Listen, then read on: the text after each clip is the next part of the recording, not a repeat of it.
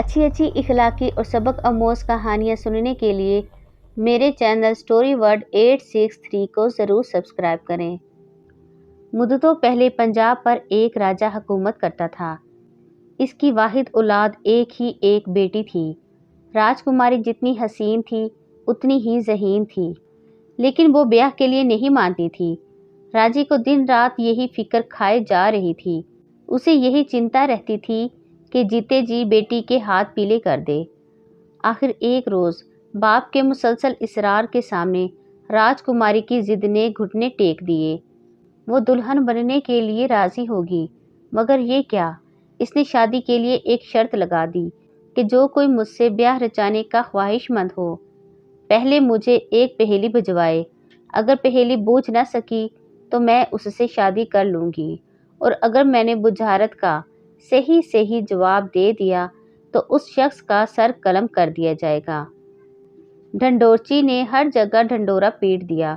अगरचे ये निहायत सख्त शर्त थी, मगर फिर भी लोग आते रहे, पहेलियां भिजवाते रहे और जान खोते रहे। राजकुमारी की ख्वास्तगार को बहुत मुश्किल मुश्किल बुझारते भिजवाते थे, लेकिन वो जालिम ऐसी बला की ज़हीन थी कि एक ही पल में पहेली बूझ लेती थी। इधर बुझारत मुंह ही में होती थी कि राजकुमारी की तरफ से जवाब हाजिर होता था। बेशुमार लोग जान से गुजर चुके थे। आखिर एक दिन एक नौजवान चरवाहा राजमहल में आया। बथेरा लोगों ने समझाया कि बाज आ, अपनी जवानी पर तरस खा, ख्वाम खा जान से जाएगा, मगर वो अपने इरादे पर अटल रहा। इसे राजकुमारी के रूबरू ले जाया गया। चरवाहे ने ये पहेली पेश की। अख विच पग सुई जल सोलू दिता, यादा तू तराए सोन या बुढ़ी इक्का दी इक्का।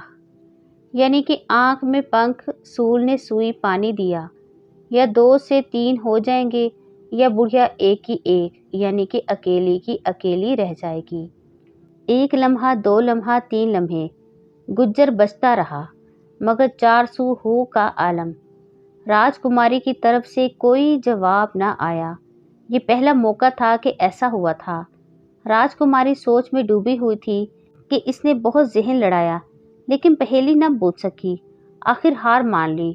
फिर क्या था, राजे के हुक्म पर हर तरफ खुशी की शादियाने बजने लगे। तवील इंतज़ार के बाद बाप की मुराद बर आई थी। इसने अपने होने वाले दामाद के माथे को बोसा दिया। सारे मुल्क में ये खबर जंगल की आग की तरह फैल गई। पुरजा खुशी से फूला न समाई। हर शहर हर गांव में चिरागा किया गया। चंद दिन के बाद गडरी की शादी राजकुमारी से हो गई। गडरिया अपनी बूढ़ी माँ के साथ राजमहल में रहने लगा। राजकुमारी खूबसूरत ही नहीं, खूबसीरत भी थी। दिल की बहुत नेक थी। दिन रात शोहर और सास की खिदमत में जुटी रहती थी। वो भूल गई थी कि वो राजकुमारी है। एक दिन राजकुमारी ने खामन से कहा, सरताज, आपने पहले जो पहेली भिजवाई थी उसकी बूझ क्या है? ये सुनकर चरवाहा कहने लगा, राजकुमारी, जिस दिन मैंने ये मनादी सुनी कि तुम्हें पाने के लिए कोई पहेली पेश करना ज़रूरी है, और पहेली भी ऐसी हो जो तुम ना बूझ सको, मैं रात दिन इसी जुस्तजू में लग गया।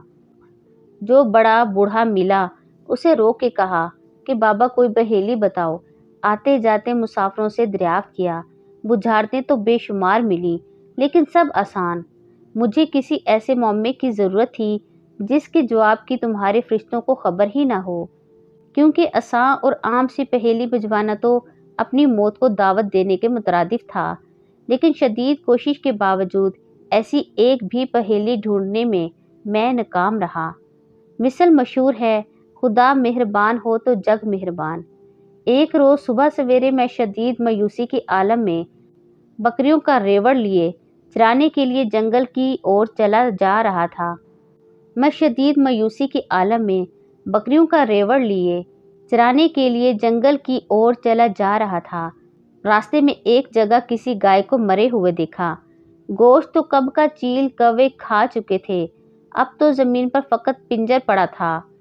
क्या देखता हूँ कि गू की आंख के मुकाम पर एक गड्ढा सा बना हुआ है।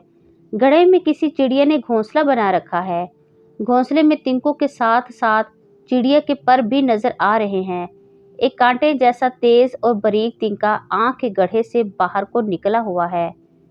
चूंकि अभी नूर का तड़का ही था, पेड़ पौधे, घास फूस, फूल पात, हर जगह ओस पड़ी हुई थी।